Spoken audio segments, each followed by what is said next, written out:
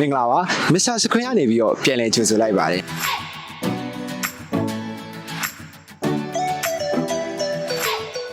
ကျွန်တော်တို့အခုရောက်ရှိနေရလေးကတော့ရန်ကင်းမြို့နယ်မှာရှိတဲ့ customer တို့ရဲ့နေလေးရှိကိုရောက်ရှိနေရပဲဖြစ်ပါတယ်ဒီနေလေးမှာတော့ customer တွေအမေးများဆုံးဖြစ်တဲ့ချင်းစကားတန်ရှင်းရေးတွေဘယ်လိုလေးတွေလုပ်ကြလဲဆိုတာကိုကျွန်တော်တို့မစ္စတာစခွင်ကအကြမ်းကျင်အဖွဲ့သားတွေနဲ့အတူတူလက်တွေ့လုပ်ပြသွားမှာပဲဖြစ်ပါတယ်ခင်ဗျာ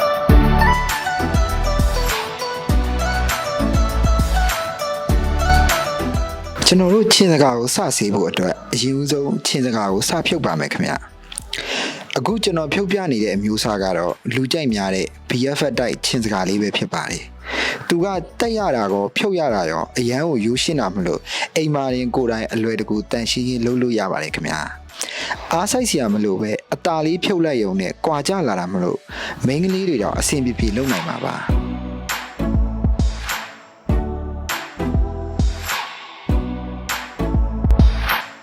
ယခုနောက်တစ်ခုမြင်တွေ့နေရတာကပရင်းမော့အသေးလေးမှာတက်ထားတဲ့ M တိုက်ချင်းစကားပဲဖြစ်ပါတယ်ခင်ဗျာဒီချင်းစကားမျိုးစားလေးကလည်းတက်ရတာအဆင်ပြေလို့ဖြုတ်ရတာလည်းအဆင်ပြေပါတယ်ခင်ဗျာ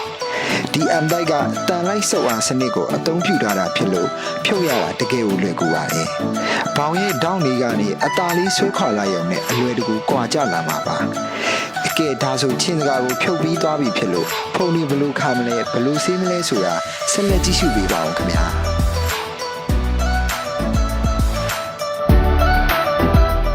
ဒါလေးကတော့ကျွန်တော်တို့ချင်းစကားတန်ရှင်းလုပ်တဲ့အခါမှာအသုံးပြုမဲ့ပစ္စည်းလေးတွေနဲ့စီးကြောရမဲ့ချင်းစကားလေးတွေပဲဖြစ်ပါတယ်ခင်ဗျာကဲကျွန်တော်တို့ပထမဦးဆုံးစဆေးပြီဆိုတာနဲ့ချင်းစကားမှာကက်နေတဲ့ဖုံမုံတွေဆင်သွားအောင်ရောစီးကြောရတာပို့ပြီးလွယ်ကူသွားအောင်ရောရေနဲ့အရင်ဆုံးလောင်းချပါမယ်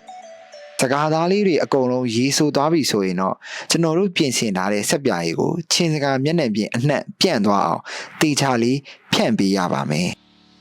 ဒီလိုနေရာအနှံ့ပြန့်သွားအောင်ဖြန့်လိုက်မှသာစကားကွက်လေးတွေကြားထဲမှာကက်နေတဲ့ကြီးတွေနဲ့အညစ်အကြေးတွေကိုအလွယ်တကူဖယ်ရှားနိုင်မှာဖြစ်ပါတယ်ခင်ဗျာ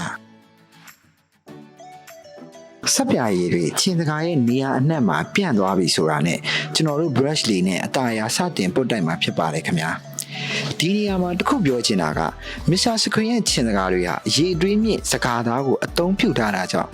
အခုလို brush နဲ့တိုက်ရင်တော့စကားသားကျဲသွားတာမျိုးပုံစံပြတ်သွားတာမျိုးလုံးဝမရှိပါဘူးခင်ဗျဒါကြောင့်စကားကွက်လေးတွေထဲမှာကက်နေတဲ့အညစ်အကြေးတွေဆင်သွားအောင်စိတ်ချလက်ချပုတ်တိုက်ပေးလို့ရပါတယ်ခင်ဗျာ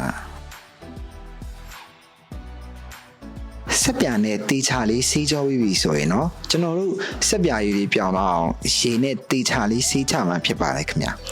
ဒီအစ်စ်မှာတော့စကားကွက်လေးတွေကြားထဲမှာပုံအောင်နေတဲ့အညစ်အကြေးတွေအမြင့်ပြတ်သွားအောင်ရေအားပြင်းပြင်းလေးနဲ့ထိုးချလိုက်ပါမယ်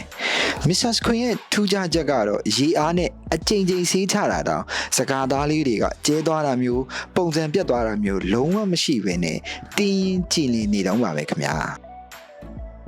ဆေးကြောလို့ပြီးသွားပြီဆိုရင်တော့ရေပြောင်းသွားအောင်ရေစစ်ပြီးချင်းစကားလေးကိုညင်ညင်တတလေးခါပေးလိုက်ရပါမယ်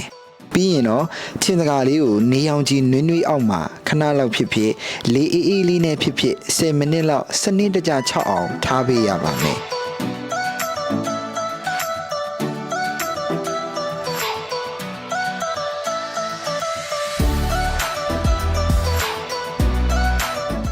ကဲ